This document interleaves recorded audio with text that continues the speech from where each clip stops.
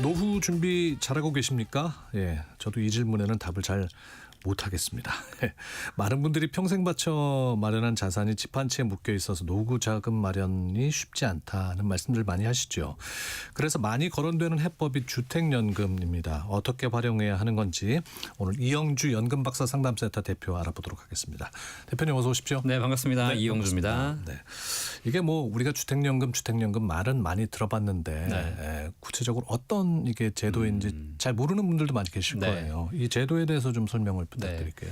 주택연금 말 그대로 주택, 살고 있는 집을 담보로 평생 연금 받을 수 있는 제도가 주택연금 제도고요. 네. 우리나라가 전체 자산 비중 중에서 부동산 자산 비중이 굉장히 높습니다. 지난 수십 년간 자산 형성을 금융자산이나 다른 자산 중심으로 해오신 게 아니라 부동산 중심으로 해오셨거든요. 그래서 대통령도 지금 뭐 이제 그렇죠. 자산을 네. 좀 옮겨야 된다 그렇게 맞습니다. 얘기하는 거 아닙니까? 그게 너무 한쪽에 몰려 있어도 안 좋기 때문에 그걸 분산을 시켜야 되는데 사실 평생 가지고 온 게 이제 집밖에 없기 때문에 이걸 딱히 분산시키기도 쉽지 않아요. 특히 젊은 사람들은 뭐 어떻게 해보겠다 하겠지만 나이 드신 분들은 이제 내가 소득이 있는 것도 아니고 네. 노후에 먹고는 살아야 되는데 소득은 사라지고 연금도 부족한 상태에서 가지고 있는 건 집밖에 없다. 이런 경우가 점점 늘어나고 있거든요. 그래서 이렇게 부동산 자산 비중이 높은 우리나라의 아주 좋은 제도가 집을 담보로 내 집에 살면서 평생 연금 받을 수 있는 제도가 주택연금 제도고요. 네. 벌써 시행된 지가 20년이 넘었고요. 벌써 그렇게 됐나요? 네, 20년? 그렇습니다. 네. 그리고 전 세계에 3개 국가밖에 없습니다. 아 그래요? 네, 미국, 홍콩, 대한민국. 다른 나라 사람들은 집이 있어도 연금 못 받는데 우리나라는 이런 제도가 있기 때문에 꼭 한번 확인해 보셔서 가입하시면 되게 좋은데 아직 잘 모르시거나 오해가 좀 많으셔가지고 주택연금을 많이 안 하시거든요. 근데 지금 한 가입자가 한 13만 명 정도 되시는데 네. 앞으로 더 많이 늘어나서 집을 담보로 연금 받으시면서 평생 안정적으로 살다 가실 필요가 있는 거죠. 13만 명 정도가 가입자라고 하면 그렇게 많은 거는 아닌 거죠. 그럼요. 지금 65세 이상 어르신들이 우리나라에 1,000만이신데. 네. 시행된 지는 20년이 된 제도인데 그렇죠. 13만 명 정도밖에 가입을 안 했다. 여러 가지 오해들이 있습니다. 오해들이 네, 있다는 굉장히 말씀. 좋은 제도인데 잘 모르시는 거죠. 근데 이 주택연금이라는 게 네. 뭐 집을 가지고 있다고 해서 누구나 다 가입할 수 있는 건 아니고 저 주택 가격의 상한선도 네네. 있고 뭐 가입 그런 자격이 있거든요. 연령도 있고 있습니다. 그렇잖아요. 첫 번째 연령이 부부 중에 한 분이라도 55세 이상이셔야 돼요. 그러니까 젊은 분들부터 가입하는 건 별로 바람직하지 않고요.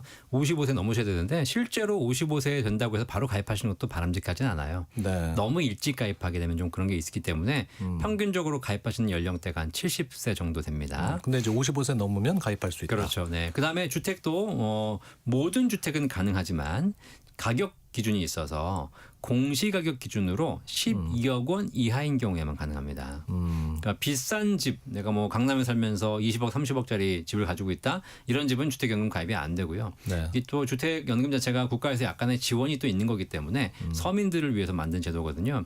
그래서 공시가격 12억 원 이하인 주택을 가지고 가입하실 수 있어요.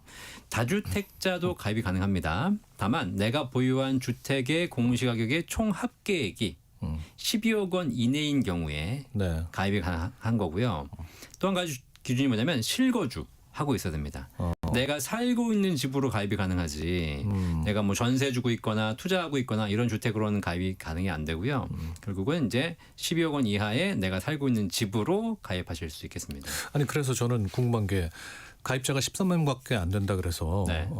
요즘 집값이 하도 올라서 12억짜리 집이 별로 없어서 그런 거 아닌가 하는 생각도 드는데. 네, 물론 이제 서울시는 많이 올라서 비싸지만 지방 지역은 집들은 그렇지 않다. 이제 그렇지 않잖아요. 그래서 이제 지방에 가입하시는 분들이 많이 있고요. 조금만 근데 사실 그런 가격에 대한 문제보다는 또 이 주택 가격에 대한 가입 조건도 원래는 9억에서 12억으로 상향이 됐고요. 네. 앞으로 가격이 더 올라간다면 이 부분도 다 상향이 되겠죠. 그러니까 충분히 필요하신 분들은 가입할 수 있는 이제 그런 기준을 만들고 있으니까 꼭 한번 확인해 보셨으면 좋겠어요. 네.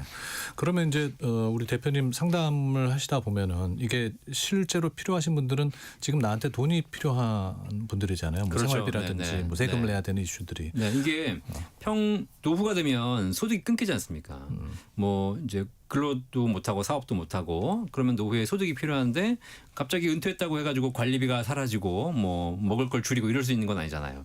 그런 소득이 필요한 경우에 이 집밖에 없으신 분들이 주택연금을 많이 좀 고민하고 계시죠. 네. 이분들이 빨리 하셔야 되는데 여러 가지 지금 오해들이라든가 또 장애물 때문에 못하고 계신 경우가 있습니다. 근데 궁금한 거는 그럼 과연 주택연금이란 게 네. 얼마만큼 실질적인 대안이 될 수 있나요? 네. 금액을 알려드리는 게 제일 좋을 것 같습니다. 네. 주택연금을 가입하시게 되면 얼마를 받을 수 있냐? 아까 가입은 공시가격 12억 원 이하라고 제가 말씀드렸잖아요. 네. 그래서 공시가격 12억 원 이하인 주택은 가입하실 수가 있어요. 근데 지급은 연금을 지급하는 액수는 어떻게 측정하냐면 실거래가 기준으로 합니다. 한국 부동산은 시세를 기준으로 하는데요. 거의 예. 실거래가와 비슷하거든요.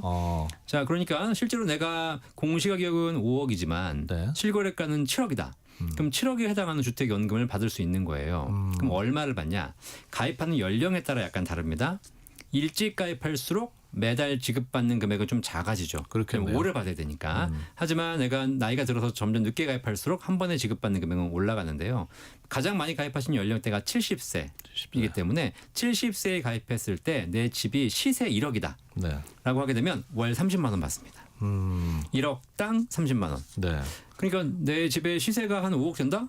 그러면 월 150만 원씩 150만 원. 평생 받으시는 거예요. 70세에 가입을 하시면은. 네, 그러니까 뭐 아주 비싼 집은 뭐 가입도 안 되겠지만, 그다음에 뭐 15억 이상 되는 집들로 가입하지도 않으시겠지만, 그냥 내 집이 한 3, 4억만 된다라고 해도 70세 넘어서 가입하시게 되면 월 100에서 150만 원의 고정적인 소득을 돌아가시는 그날까지 확보할 수 있기 때문에 사실 뭐 이 집을 어떻게든 내가 뭐 남겨서 주고 가야 되겠다 이 생각이 아니시라면 노후에 어떤 큰 고민을 해결할 수 있는 방법이 되는 거죠. 그 말씀하신 대로 그 정도의 금액이라면은 그 연령대에 적지 않은 금액이잖아요. 그럼요. 그렇죠? 네, 뭐 그것만 있으신 게 아니라 뭐 국민연금이라든가 또 기초연금도 있으실 거고 여러 가지 복지 혜택도 있으신 데다가 주택연금까지 받으신다면 삶의 수준이 완전히 달라지죠. 네. 1898님께서 대출금이 있어도 되냐고 물어보셨어요. 네, 그런 거 잘 물어보시거든요. 주택 이게 집을 담보로 연금을 받는 것이지만 집을 담보 대출을 받아서 그 대출을 연금처럼 받는 겁니다. 그래서 실제로 가입 당시에 담보 대출이 있어도 주택연금을 가입할 수 있습니다. 이분 같은 경우에는 4억에 샀는데 4억 이상에 샀는데 대출금이 2억 있으시다고. 그렇죠. 근데 현실적으로 집을 4억 뭐 집값이 지금 4억 5억인데 그 중에서 1억 2억 이상 대출이 있다. 절반 이상 대출이 있는 경우에는 가입은 가능하지만 실제로 그 가입을 가능한데 그 연금을 받는 그 금액으로 네. 대출을 다 상환하거든요. 그러다 보니까 실제 연금액이 거의 안 나옵니다. 네. 그러니까 예를 들어서 내가 3억짜리 집인데 대출이 3천만 원이 있어요. 그러니까 내가 10% 정도 대출이 있으니까 연금액이 한 10% 삭감되겠구나. 라고 생각하시면 안 돼요. 실제로 그 이상 훨씬 많이 삭감됩니다. 왜냐하면 국가가 그 대출을 다 상환해 드리고 그리고 나서 이제 연금을 지급하는 구조이기 때문에 그 상환을 먼저 국가가 상환해 준 것에 대한 이자 그거를 연금에서 계속 평생 차감하거든요. 네. 사실 대출이 있는 경우에는 가입은 가능하지만 그렇게 바람직하진 않다. 그럼 이게 2456님께서는 주택연금 신청 시에 부채 비율이 얼마 이하여야 신청이 가능하냐고 하셨는데 부채 비율은 사실 상관은 없습니다. 상관없겠네요. 네, 하지만 부채 비율이 대략적으로 한 40-50% 이상이다라고 하게 되면 현실적으로 연금액이 책정되지는 않습니다. 이런 경우는 있어요. 내가 연금은 필요 없고 지금 집 담보대출에 이자 상환하는 게 너무 힘들다. 이러신 분들은 주택연금을 가입하시면 연금액이 직접 나오진 않지만 그 연금액으로 이자를 다 상환할 수 있기 때문에 그러시겠네요. 돌아가신 그날까지 이자 상환에 대한 부담은 사라지는 거죠. 네. 1248 쓰시는 분께서는 시골 주택은 노후 아파트는 2억대도 안 되는데 네. 주택연금이 미미하지 않겠습니까? 그런데도 가입할 수 있나요? 그럼요. 네. 이게 단 뭐 3천만 원, 4천만 원만 가격이 평가가 돼도 충분히 가입이 가능하고요. 실제로 이런 경우가 있습니다. 지금 이제 만약에 시골에서 그런 집, 주택도 다 가입이 가능하거든요. 이런 집은 반드시 좀 하셔야 돼요. 왜냐하면 시세로 한 1억 정도밖에 안 된다. 뭐 5천만 원밖에 안 되는 집도 있습니다. 네. 근데 이렇게 시골에 사신 분들은 기초연금 받으시는 분들이 계세요. 네. 기초연금 국가에서 한 달에 한 34만 원씩 주거든요. 요 받으시는 분들이 주택연금을 가입하게 되면 우대형이라 그래가지고 일반적으로 가입하시는 분들에 비해서 20% 더 줍니다. 실제로 1억짜리 집을 80세에 가입하시게 되면 한 50만 원 정도의 금액이 나오는데 기초연금 받고 계시다면 20% 더 나오기 때문에 60만 원씩 평생 받으세요. 시골에서 1억짜리 집을 갖고 있는데 거의 60만 원 가까이 연금이 평생 나온다. 뭐 서울에 한복판에 사신 분들은 60만 원으로 뭐 하냐라고 하시겠지만 굉장히 큰 도움이 되시는 거고요. 그리고 제일 중요한 게 뭐냐면 사실 그 시골에 사시는 그 집 그 집에 사시다가 돌아가시면 그 집에 안 팔립니다. 그 집에 들어와 살 사람도 없습니다. 그런 문제가 또 있네요. 그렇죠. 네. 그래서 사실 그 집이 지금은 가치가 좀 나갈지 모르겠지만 시간이 지나면 지날수록 결국 가치가 떨어지는 집. 네. 이런 집들은 하루빨리 주택연금 받으시는 게 제일 좋은 거죠. 모르고 계셨더라면 유용한 정보가 되셨길 바랍니다. 근데 이제 주택연금 가입했는데 네. 내가 소유하고 있던 주택 가격이 오르면 네. 연금 수령액 달라집니까? 안 달라집니다. 주택연금은 가입 시점에 고정된 연금, 그 측정된 연금의 그 금액을 고정적으로 평생 드리거든요. 집값이 오른다고 해서 더 드리지 않습니다. 반대로 집값이 떨어진다고 해서 깎지도 않습니다. 네네. 자, 그러면 우리 상식적으로 생각할 때 그러면 좀 많이 받으려면 집값이 비쌀 때 가입해야 되겠네. 이런 생각을 하셔요. 실제로 내가 집값이 뭐 3억이 있다, 5억이 됐다. 그럼 3억일 때 가입했다면 연금액이 낮지만 5억일 때 가입했다면 높은 금액을 평생 받는 거니까 유리하거든요. 그런데 한번 생각해 보시면 또 그런 것도 있어요. 그래서 사람들이 뭐 집값 오르면 가입해야지. 네. 이렇게 생각하시는 분들도 계십니다. 자, 그런데 결국은 이게 주택연금이 담보 대출이잖아요. 네. 대출 많이 받는 게 좋아요, 안 좋아요? 안 좋죠. 내가 한 달에 100만 원 정도면 살 수 있다 그러면 100만 원만 받으시면 되는데 네. 굳이 집값이 올라서 연금액을 150만 원, 200만 원 받아봐야 쓰지도 못할 돈 받아봐서 쌓아놓고만 있어봐야 대출 이자만 늘어나는 겁니다. 물론 이 대출 이자를 내가 생전에 상환하시는 건 아니지만 네. 나중에 상속되는 자녀의 입장에서 보면 아버지는 굳이 필요도 없는 주택연금을 많이 받아가지고 대출만 늘려가지고 상속된 재산이 줄어들었다. 이렇게 또 뭐 불평을 할 수 있기 때문에 굳이 비싸게 집값을 쳐서 많이 받는 것이 무조건 좋은 것은 아니다. 야, 오늘 뭐 질문이 쇄도하고 있습니다. 7010님. 자잘한 소형 평수 2채 정도 있는 다주택자도 받을 수 있습니까? 네, 제가 초반에 말씀드렸지만 그 본인이 보유하신 주택의 공시가격의 합계액이 12억 원이 안 되신다면 합계액이 중요하군요. 그러니까 1억짜리 공시가격 주택이 12채가 있으신 분들도 가능합니다. 가능하다. 근데 한 채가 있는데 13억이다? 그러면 안 되는 거죠. 8914님은 아파트만 가능한가요 하셨는데. 모든 주택이 다 가능합니다. 네. 오피스텔도 주거용으로 쓰신다면 다 가능하고요. 뭐 시골 농가 다 가능합니다. 가치가 안 나온다라고 하시면 감정평가를 받아서라도 금액이 나오면 연금을 드립니다. 네. 4580님은 아파트 거주인데 주택연금 가입 중에 재개발 이슈가 있으면 어떡하냐고. 재개발을 하시거나 뭐 재건축, 이사 이런 경우가 있잖아요. 그런 경우에도 다 주택이 이제 담보 물건이 바뀌어서 승계가 돼가지고 전부 지급되기 때문에 네. 그런 이슈 때문에 특별히 고민하실 건 없어요. 하지만 약간 좀 안 좋은 건 뭐냐면 이제 뭐 재개발, 재건축하게 되면 이주를 해야 되잖아요. 네. 근데 이 주택 연금을 이미 이 집을 받고 있다. 그럼 이 집에 지금 사실 담보가 설정돼 있는 거거든요.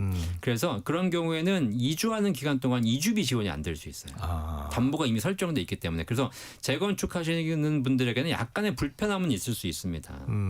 그래서 되도록이면 이렇게 재건축 이슈가 있는 집들은 주택연금을 좀 미루시는 게 좋고. 네. 그래서 이 집이 어쨌든 내가 남은 기간 살 동안 크게 이슈는 없고 또 물론 이사가도 사실 승계는 되나 왔다 갔다 하는 과정에서 여러 가지 불편한 사항들이 발생하기 때문에 그냥 내가 이사 갈 일이 없다.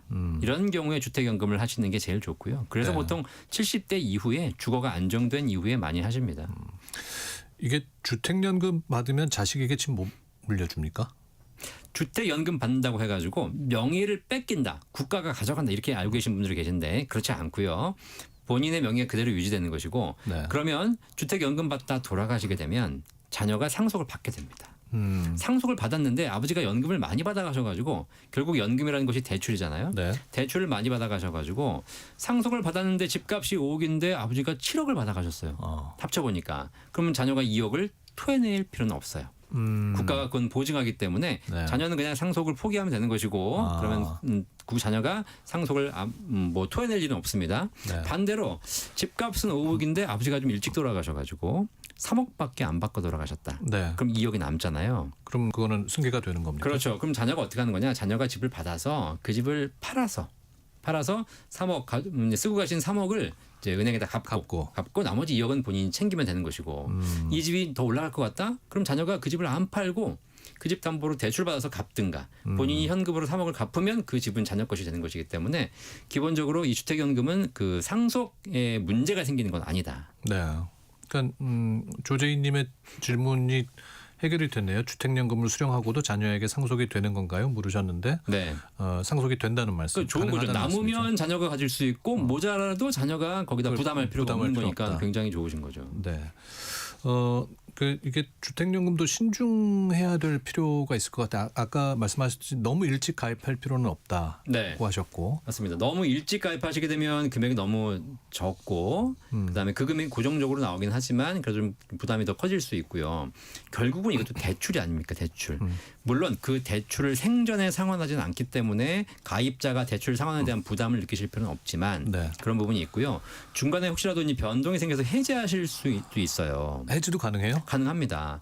근데 이게 모든 게 그렇지만 해지하는 순간 초기 보증료라든가 이런 사실 주택금융연금도 사업비, 수수료가 있거든요. 네. 이런 부분들은 다 차감하고 이제 해지하시는 거기 때문에 중간에 해지하시게 되면 조금 페널티가 클 수 있어요. 그리고 뭐 그런 분들 계십니다. 집값이 내가 5억인데 갑자기 집이 10억으로 뛰었습니다. 네. 이런 경우에 집값이 정말 많이 뛰었다. 그러면 해지하고 그 집이 10억짜리니까 그 집을 팔아서 뭐 더 많은 현금을 좀 챙길 수 있겠죠. 이렇게 집값이 굉장히 급격하게 높이 뛴 경우에는 해지하시는 것이 유리한 경우도 있어요. 네. 하지만 뭐 집값이 한 5% 10% 올랐다. 몇 천만 원 올랐다. 이런 경우에는 해지하시는 경우에는 오히려 배보다 배꼽이 더 크기 때문에 그런 건 염두에 두지 마시고 그냥 잘 유지하시면 좋겠다. 그리고 뭐 이사 계획 같은 거는 그 상관이 없습니까? 네, 이사하셔도 어차피 담보물건이 바뀌어서 연금이 승계가 되기 때문에 그런 부분이 연금에 지금의 문제가 되지 않습니다. 그리고 이제 주택연금 받으면서 부부가 있으시지 않습니까? 네. 그러니까 부부가 누구 명의로 돼 있든지 관계없이 가입하실 수가 있어요. 남편 명의로 돼 있든 부인 명의로 돼 있든 공동 명의로 돼 있든 다 가입할 수 있고요. 그러시면 언제까지 지급하냐면 두 분의 중에서 최종 생존자까지 동일한 금액을 지급하기 때문에 문제가 없고요. 다만 이런 집이 있습니다. 엄마와 딸이 공동 명의다. 네. 이런 집은 가입이 안 됩니다. 반드시 부부 명의여야 되는 것이고요. 예. 한 가지 조금 유의하실 건 뭐냐면 아버지 명의로 돼 있어요. 아버지 명의로 돼 있어서 부모님이 같이 연금을 받으시는데 아버지가 돌아가시게 되면 상속이 일어납니다. 그러면 이제 주택금융공사 입장에서는 어머니가 상속을 받으셔야지 연금을 계속 어머니한테 드리거든요. 네. 근데 그 중간에서 갑자기 자식이 나타나서 자식이 아버지 저 집에 대한 거 저도 상속 지분이 있습니다. 라고 해서 본인의 상속 지분을 주장하는 경우가 있습니다. 그걸 포기를 해줘야지 어머니한테 승계가 되는데 그렇지 자식이 상속 지분을 주장하는 경우에는 주택연금은 더 이상 지급이 될 수가 없죠. 그래요. 예, 그래서 이런 경우가 종종 있습니다. 그래서 이런 경우를 방지하기 위해서 가입할 때부터 신탁 방식으로 가입할 수 있는 제도가 도입이 됐어요. 가입할 때부터 아예 명의를 그냥 국가에 신탁을 하는 겁니다. 예. 그러면 아버지가 돌아가셔도 자식이 상속을 주장할 수 없기 때문에 어머니한테 평생 지급되고 마지막에 어머니가 돌아가신 이후에 이제 상속이 이루어지는 거죠. 네. 주택연금도 뭐 종류가 뭐 여러 개가 있다고 들었는데요. 네. 지급하는 방식이 정액형, 뭐 종신형 해가지고 동일한 금액을 평생 받을 수 있는 방법이 있거든요. 네. 거의 가입자의 90% 가까이가 종신지급형, 종신혼합형을 선택하고 있기 때문에 평생 받을 수 있는 구조로 하고 있고요. 다만 내 상황에 따라서 고정적으로 받을 것이냐, 초기에 많이 받고 나중에 적게 받을 것이냐, 어떻게 더 초기에 나은 적게 거예요? 받고 점점 올려갈 것이냐. 그런데 어떤 게 더 나으냐는 제가 판단하는 게 아니라 가입자가 판단하는 거지만 70% 이상이 고정적인 정액형을 받고 있고요. 똑같은 금액으로 네. 평생 받는 거죠. 그리고 한 20% 정도가 처음에 좀 많이 받다가 나중에 적게 받는. 왜냐하면 내가 나이 들으면 크게 뭐 쓸 일이 없는데 지금 많이 놀아야지 이런 생각을 받으시는 경우가 많고요. 처음에 적게 받고 가면 갈수록 늘려받는 구조는 사실 거의 선택하시는 분들이 없습니다. 이게 주택연금 가입 전에 꼭 좀 이거는 반드시 점검해야 된다는 것들은 네. 어떤 것들이 있을까요? 일단 주택연금도 비용이 있다는 거 꼭 명심하시고요. 이게 비용을 내가 부담하는 건 아니지만 나중에 사후에 정산하는 거지만 그래도 초기 보증료, 연보증료 있다는 거 꼭 점검해 보시고요. 그다음에 이제 집이 아까 말씀드렸듯이 자꾸 이제 이동하시거나 이런 게 안 좋고요. 이번에 이제 하나 활용법 말씀드리면 굉장히 좋아진 게 뭐냐면 주택연금은 실거주해야 되지 않습니까? 네. 근데 실거주하지 않아도 지급되는 방법이 있습니다. 이게 내가 몸이 아파서 자녀의 집에 가서 얹혀 살거나 네. 부양을 받아야 되는 상황이 되거나 그다음에 요양원 같은 데 가시거나 그럼 이 집에 살지 않아도 연금을 받거든요. 근데 그 기준에 작년에 뭐가 추가됐냐면 실버타운 가시는 게 추가됐어요.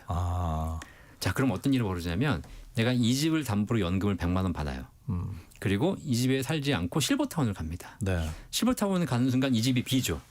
그렇게 되죠. 이 집에 월세를 놓을 수 있어요. 오. 월세를 100만 원 받아요. 네. 그러면 연금 받는 거 100만 원, 월세 받는 거 100만 원 합쳐서 200만 원으로 실버타운을 내면 실버타운 투어를 할 수 있습니다. 그거는 굉장히 도움이 되겠네요. 네, 그러니까 잘 활용해 보시면 굉장히 좋은 제도이기 때문에 꼭 한번 알아보셨으면 좋겠어요. 자, 오늘 이영주 대표와 이야기 나눴는데요. 국민연금, 퇴직연금, 개인연금 이 연금 3중 피라미드는 다음번에 모시고 또 이야기 나누도록 네, 하겠습니다. 그거 같이 하시는 게 제일 좋거든요. 그것도 한번 불러주시면 제가 잘 설명해 드리도록 하겠습니다. 네, 오늘 말씀 고맙습니다. 감사합니다.